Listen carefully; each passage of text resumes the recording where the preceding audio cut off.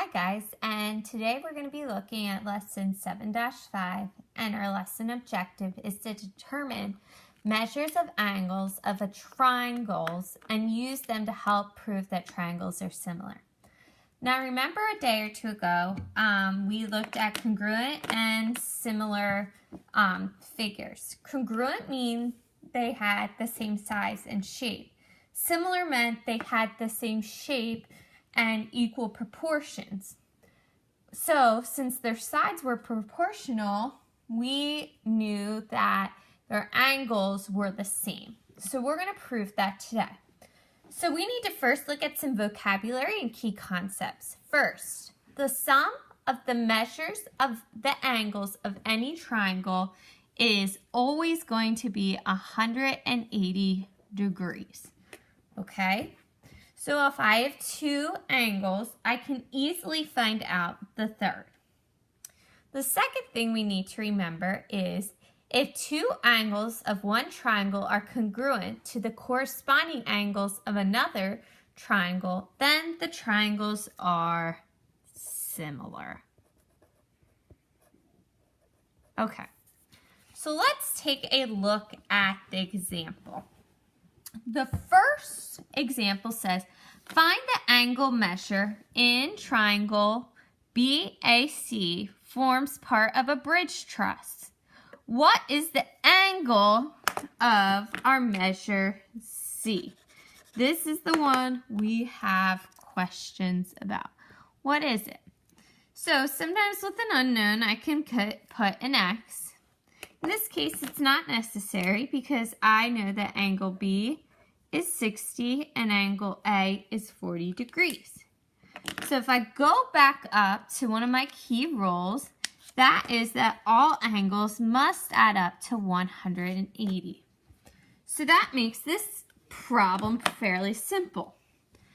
So I need to take the measure of angle B plus the measure of angle A and C and make sure it equals our total of 180. Well, let's replace our variables here.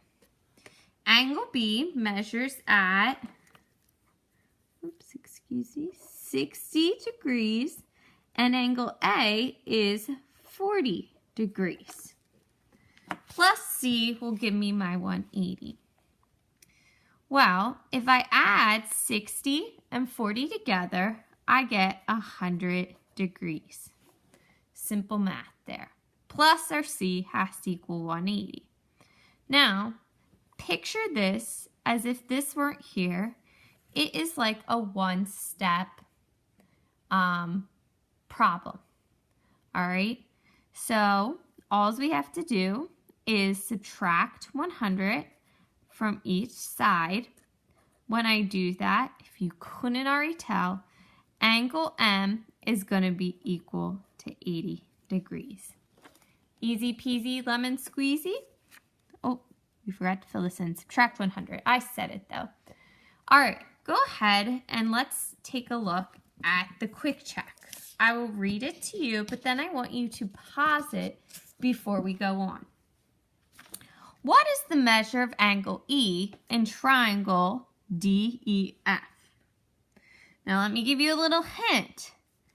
Although it doesn't say it, I can put this sign right here to give me my second angle to solve for my third.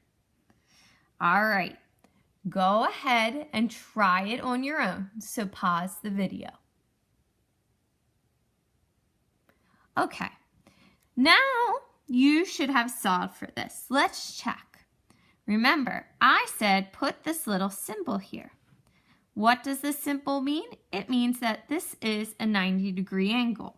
Therefore, I have two of my angles so I can solve. 90 plus 24 degrees plus angle E has to equal 180 degrees. I add 90 and 24 and I get 114 plus angle E, and that has to equal 180.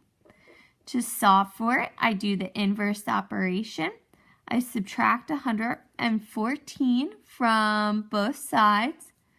All right, and I get angle E is equal to 66. So, what is the measure of angle E? 66 degrees. Did you get it right? If not, go back and look at how I did it. This is the end of video 1.